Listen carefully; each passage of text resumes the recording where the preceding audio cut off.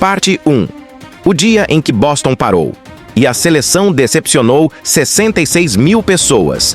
Aconteceu hoje, agora mesmo, dia 26 de março de 2026. Ei, você precisa ouvir isso se não quiser ficar desatualizado. A seleção brasileira acabou de entrar em campo nos Estados Unidos, numa noite que prometia ser histórica. E foi, mas não do jeito que nenhum brasileiro queria. O palco era o Gillette Stadium, em Foxborough, Massachusetts, o mesmo estádio que serve de casa para o New England Patriots, um dos times mais vencedores da NFL. Um colosso de concreto e vidro capaz de fazer tremer as arquibancadas. E nessa quinta-feira, 26 de março, ele recebeu algo que não via há mais de uma década. Uma partida internacional de futebol entre duas das maiores potências do planeta. 66.713 pessoas. Esse foi o número oficial de espectadores que empurrou o Gillette Stadium ao seu recorde histórico para uma partida de futebol. Brasileiros de Boston, de São Paulo, de todo o mundo que mora nos Estados Unidos, eles foram lá com a fé de que Carlo Ancelotti finalmente ia mostrar ao planeta qual era o plano para a Copa do Mundo de 2026. Vestidos de amarelo, empunhando bandeiras, cantando. A expectativa era gigante, e com razão, porque esse não era qualquer amistoso. Esse jogo faz parte da série internacional chamada Road to 26, um conjunto de partidas preparatórias que antecedem o Mundial. O Brasil entrava em campo pela primeira vez em 2026. Sim, a última partida da seleção havia sido em setembro de 2025, na derrota por 1-0 para a Bolívia pelas eliminatórias. Ou seja, meses de silêncio, meses de especulação, meses de torcedores se perguntando o que Ancelotti estava construindo. E era exatamente essa a missão da noite: mostrar evolução. Do outro lado estava a França de Didier Deschamps, vice-campeã mundial, cheia de estrelas, organizada, azeitada, e com um Kylian Mbappé que chegava com a motivação de provar que estava 100% recuperado das controvérsias recentes. Havia inclusive uma polêmica na semana. Rumores de que o Real Madrid teria examinado o joelho errado de Mbappé durante sua recuperação. O próprio jogador foi a público desmentir, dizendo que tanto o Real Madrid quanto a comissão médica francesa foram transparentes com ele durante todo o processo. Mas o fato é que o assunto girou pela internet e jogou ainda mais holofotes sobre o camisa 10 francês. Ancelotti tinha desfalques sérios. Marquinhos, o capitão, ficou de fora com dores no quadril. Alisson Becker foi cortado depois de sentir problema físico atuando pelo Liverpool. Alex Sandro, do Flamengo, sofreu lesão muscular na coxa durante o empate por 1-1 com o Corinthians no Brasileirão e também ficou fora. E Gabriel Magalhães, do Arsenal, foi desconvocado após relatar dores no joelho logo depois da final da Copa da Liga Inglesa contra o Manchester City. 4 nomes pesados, 4 ausências que forçaram improvisações e chamadas de emergência. O técnico apostou em Bremer como parceiro de Léo Pereira na zaga e ousou com um esquema 4-2-4. 4 atacantes no campo de uma vez, uma decisão arrojada, uma aposta alta. Parte 2. O golaço que calou 66 mil. A noite em que Mbappé fez história. O Brasil começou o jogo com Ederson no gol, Wesley, Bremer, Léo Pereira e Douglas Santos na defesa, Casemiro e Andrei Santos no meio. E no ataque, o quarteto formado por Rafinha, Matheus Cunha, Vinícius Júnior e Gabriel Martinelli. Um time ofensivo com muita velocidade nas pontas e a intenção clara de pressionar a saída de bola francesa. Do lado de lá, Didier. Deschamps escalou. Maignan, Malo Gusto, Konaté, Upamecano e Theo Hernandes, Tchouaméni e Rabiot no meio. E no ataque, o trio formado por Olise, Dembélé e o próprio Mbappé. Os primeiros minutos foram de cautela dos dois lados. Rafinha tentou um chute de dentro da área logo aos 4 minutos, mas errou o alvo. Wesley deu 2 escanteios nos primeiros 6 minutos. Vini Júnior tentou uma finalização de fora da área aos 7, mas o chute foi bloqueado. A França também criou perigo logo cedo. Ekitike cabeceou após cruzamento de Olise, mas mandou para fora. O jogo era truncado, disputado palmo a palmo, com os dois times cometendo imprecisões no meio-campo. Rafinha e Martinelli apareciam com intensidade, mas faltava aquela conexão final, aquele passe de gênio que abre a defesa adversária. Ederson, por sua vez, já deu 2 sustos na torcida brasileira com saídas de bola arriscadas, quase entregando a bola para os franceses. Era um nervosismo visível que percorreu as arquibancadas. E é aqui que entra um detalhe importante. Se você ainda não está inscrito aqui no canal Futebol do Madruga, faz isso agora, porque todo mundo que se inscreve recebe a notícia quente antes de qualquer um. Clica no sininho.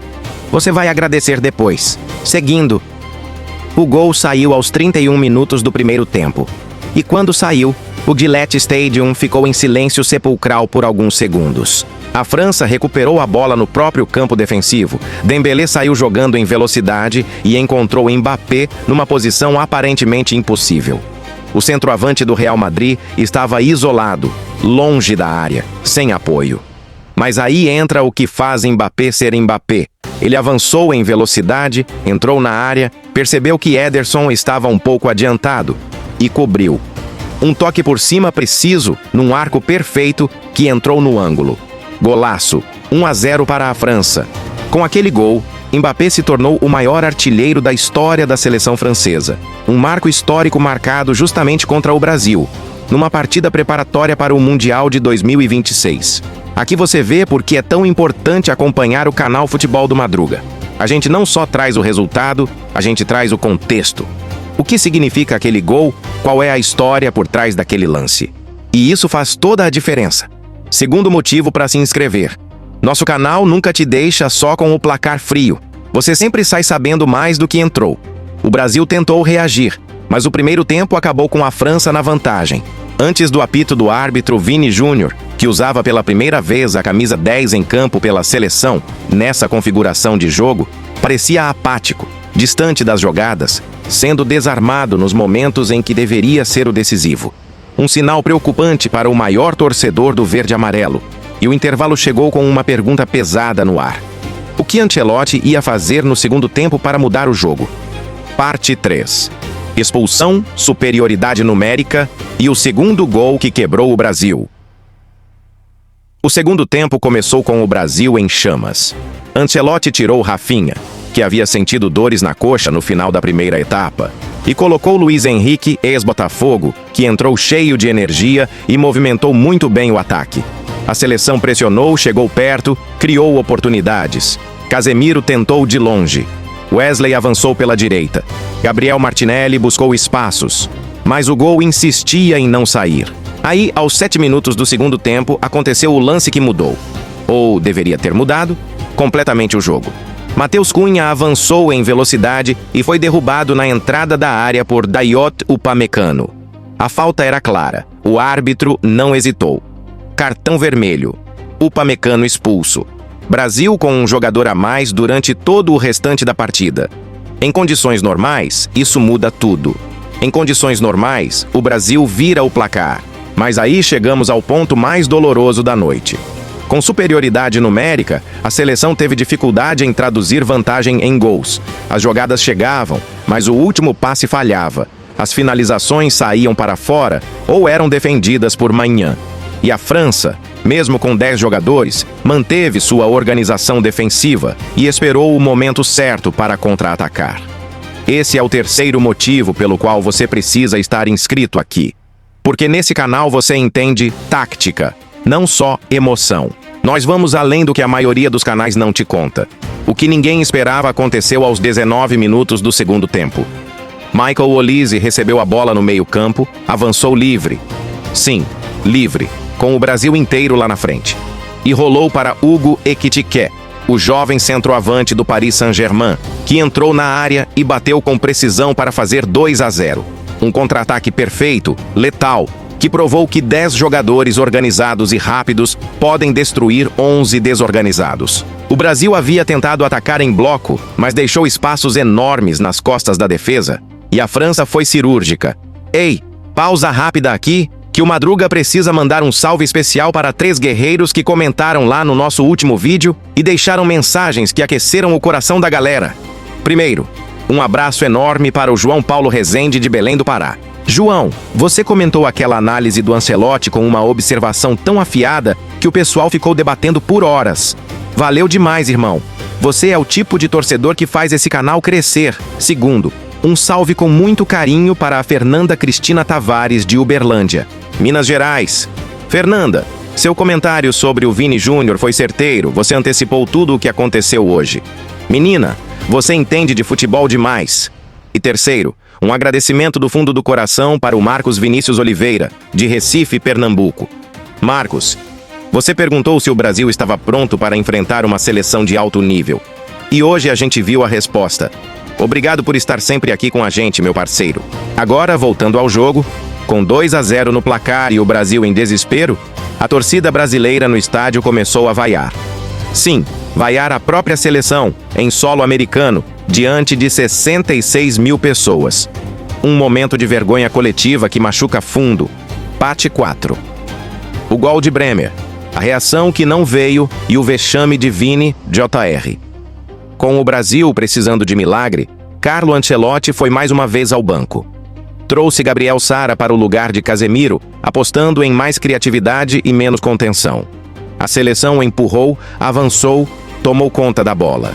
E finalmente, aos 32 minutos do segundo tempo, o esforço teve resultado, mas não da forma mais bonita. Vini Júnior avançou pelo lado esquerdo e foi derrubado por Malo Gusto. Falta marcada. Danilo foi cobrar e encontrou Casemiro, que ainda estava em campo naquele momento, se oferecendo pelo lado. O lateral Casemiro não deixou a bola sair. Luiz Henrique ajeitou dentro da área e aí apareceu Bremer. O zagueiro do Juventus, que estava no ataque por causa do escanteio, só empurrou para o fundo da rede. 2-1. O gol animou o Brasil, animou os brasileiros no estádio, animou quem assistia de casa. Mas aqui vem o quarto motivo para você se inscrever no Futebol do Madruga. Porque a gente não te deixa com ilusão. A gente te conta a verdade toda, mesmo quando dói. E a verdade é, mesmo após o gol de Bremer, o Brasil continuou errando finalizações, continuou perdendo bolas no terço final, continuou faltando aquele toque de qualidade que separa um time bom de um time grande. Aos 45 minutos do segundo tempo, Bremer ainda teve uma chance de ouro em cruzamento de Luiz Henrique, pegou em cheio, mas mandou para fora. E aí veio o momento mais simbólico da noite. Bremer ainda tentou uma enfiada de bola para Igor Thiago dentro da área. O atacante do Brentford, recém-entrado, deixou a bola passar. Quem chegou para tentar salvar foi Vinícius Júnior. O camisa 10, o maior salário da seleção, a maior esperança do Brasil para a Copa do Mundo de 2026. E Vini Júnior também não alcançou. Fim de jogo. 2-1 para a França. E a seleção deixou o campo sob vaias. 66 mil pessoas expressando frustração com apitos. Agora precisa falar sobre Vini Júnior, porque seria desonesto não falar. Esse é o quinto motivo para se inscrever aqui, porque o Futebol do Madruga fala o que outros canais têm medo de dizer. Vinícius Júnior foi o jogador mais esperado da noite. Era a estreia dele como camisa 10 titular nessa nova fase da seleção. E ele sumiu. Não sumiu só em um momento. Ele sumiu no jogo inteiro. Foi desarmado em lances em que deveria decidir. Não conseguiu criar jogadas de perigo consistentes. Apareceu pouco na área adversária. E no lance final, que poderia ter salvado o Brasil, não chegou na bola. Não é uma crítica para destruir um atleta. É uma análise honesta de um jogador que tem o peso do Brasil nas costas e que nessa noite em Boston não correspondeu. E isso precisa ser dito, porque estamos a menos de 3 meses de uma Copa do Mundo. E o Brasil precisa que Vini seja decisivo. E ele precisa saber que a cobrança existe, porque a expectativa é enorme. Parte 5. O que esse resultado significa para a Copa do Mundo de 2026. Alerta máximo. Agora vamos juntar os pontos. Porque uma derrota em amistoso pode parecer irrelevante para muita gente. E, tecnicamente, os 3 pontos não existem aqui.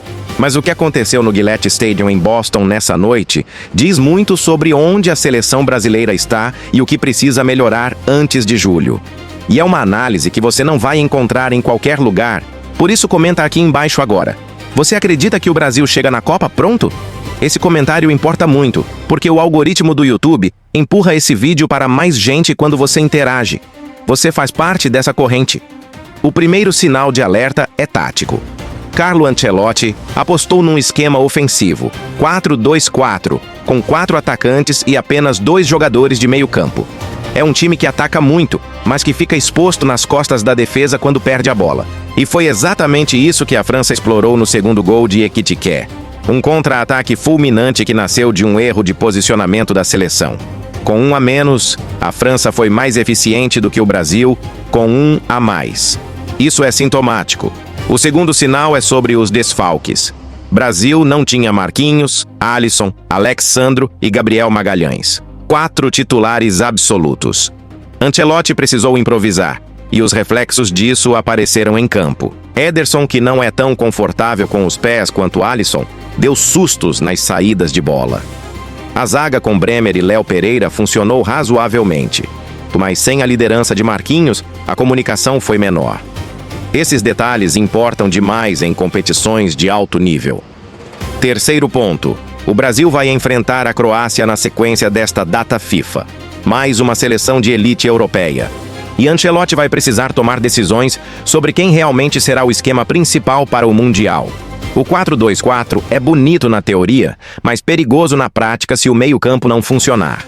E aqui vem o segundo motivo para você comentar agora. Qual formação você acha que o Brasil deveria jogar na Copa? 4-2-4 ou algo mais equilibrado? Escreve lá embaixo. A gente lê tudo, a gente responde, e o debate aqui é sempre de alto nível. O histórico entre as duas seleções também pesa. Brasil e França já se enfrentaram diversas vezes, e o retrospecto favorece os europeus em confrontos recentes. O último jogo entre as duas equipes antes desse havia sido há exatos 11 anos, em 26 de março de 2015, quando o Brasil venceu por 3 a 1 no Stade de France, em Paris.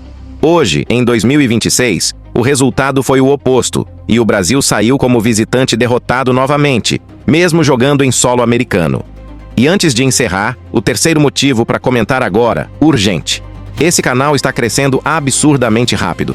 Cada comentário que você deixa essa semana vai fazer o algoritmo jogar esse vídeo para mais pessoas. Se você quer que o Futebol do Madruga continue entregando esse conteúdo de qualidade, sem papo furado, sem narrativa forçada, com análise real, então comenta agora, compartilha esse vídeo com um amigo que ama futebol e ajuda a galera a ficar informada. Não deixa isso para depois. O tempo de janela do algoritmo fecha em horas. Encerramento. Cara, chegamos ao fim de mais uma análise completa aqui no Futebol do Madruga. Hoje foi um dia longo, pesado para o coração do torcedor brasileiro. Mas é exatamente nesses dias difíceis que a gente precisa de mais informação, mais contexto, mais análise honesta. E é isso que esse canal existe para entregar dia após dia. Quero agradecer de verdade a cada um de vocês que acompanhou essa narração até o final.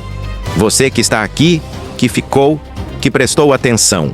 Você é a razão pela qual esse trabalho vale a pena. Muito obrigado de coração. Nos vemos no próximo vídeo que já está saindo em breve. Fique ligado, cuida de você e vai, Brasil!